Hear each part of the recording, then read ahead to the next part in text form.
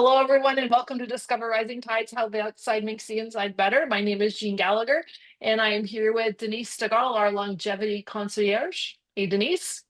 Hello, Jean. I love the word concierge. Concierge. It makes me sound It, so it, sophisticated. it makes me want to say croissant. Croissant. and, Yes, as a concierge, you can have a croissant.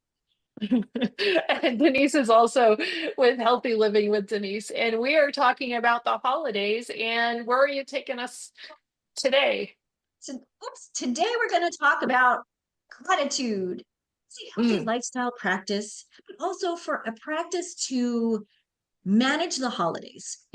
We've talked a little bit about, holidays can be really stressful because we make it that way, right? mhm. And I think we Self-induced craziness. absolutely, absolutely, absolutely. Gratitude is something, yes, we talk about it at Thanksgiving. Oh, what are you thankful for this year? Blah, blah, blah. We should be thinking about that every day. What are we thankful for? What do we have gratitude for? And it's not just oh, I'm real, thank you for doing this for me. I really appreciate XYZ, but it's the little things in life that really tend to build and create greater gratitude, but greater happiness and health that goes along with that. So it really is a bit of a perspective shift when it comes to the Mm, holidays, right? um when it comes to friends, family, giving and receiving, all of that, um it's so focused on what are you given as a present? Oh, what did I get from someone? And it's less about the time that we have with each other, the meaningful memories, mm, the potential for new memories. Around the holidays we're always giving something, a physical thing, like, here, open this present. um but what about instead creating a memory, maybe going on a trip or doing something fun, a little adventure? um, because I think that changes the perspective of what giving and receiving means, and that increases our gratitude for mm. ourselves, for others. And when it comes to abundance, people either have a lacking or a lacking perspective, or an abundant perspective, right? Mhm. And through life, sometimes we can shift, depending on circumstances, which of course, if we pay attention to, and we have a gratitude practice, that kind of evens out to more of an abundant practice or abundant feeling. So by practicing gratitude, I think the abundance comes out. And abundance doesn't mean, you're filthy rich, or, you have a multi-million-dollar house, or any of that. Yeah, sure, that people have that. But what does abundance mean to you? Is it abundance in love, in family, in gratitude for whatever it may be that you have in your life, A right? full heart. Mm. A full heart. Absolutely. But these things, these shifts don't come overnight. We need to start thinking about it right now because we're talking about it, but it's a daily practice. Sometimes it's as simple as getting up in the morning and writing down three things that you're grateful for. My friend David George Brooke has a great journal, which I usually have right here on my desk, but I just finished mine.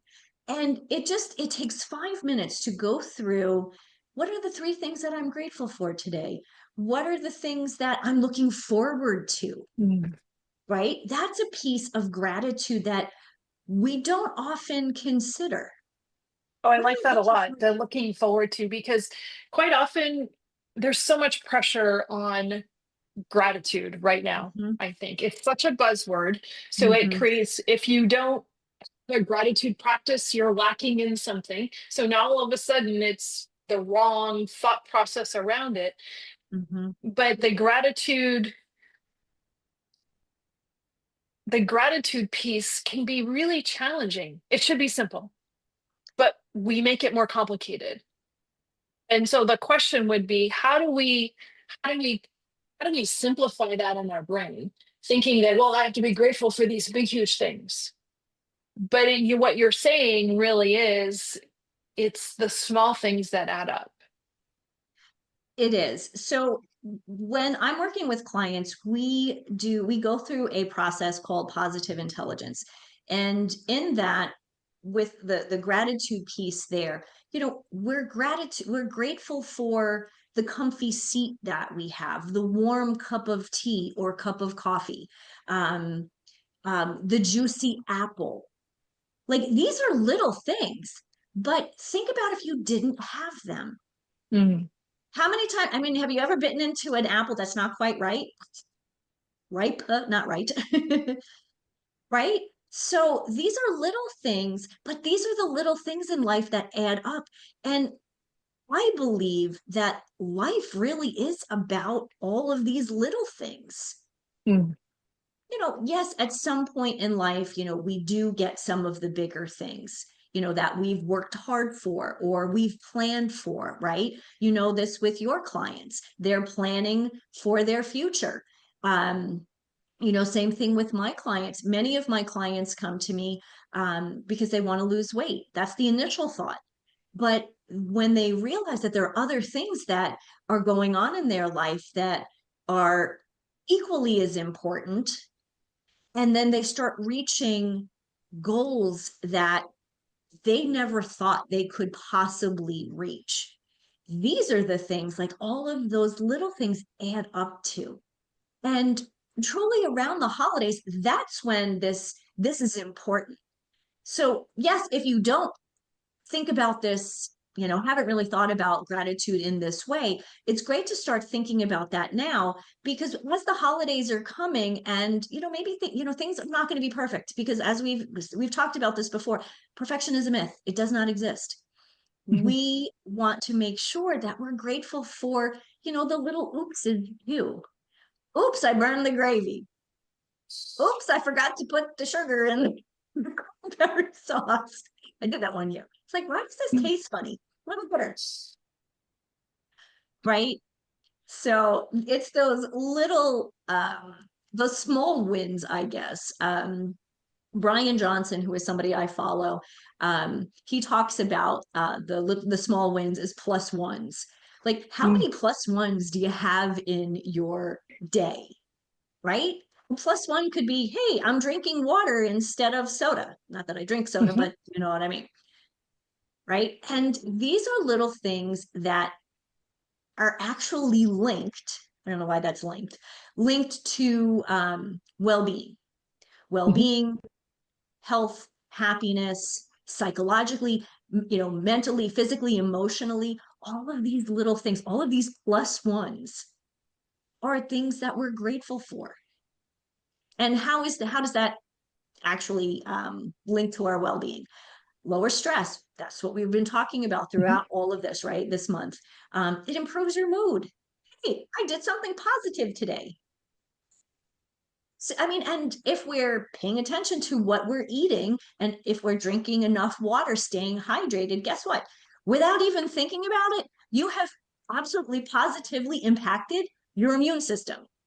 So during this time of year, people get sick. Positive thoughts, positive gratitude actually makes you healthier and Mhm. could ward off things like colds, flu, whatever it may be.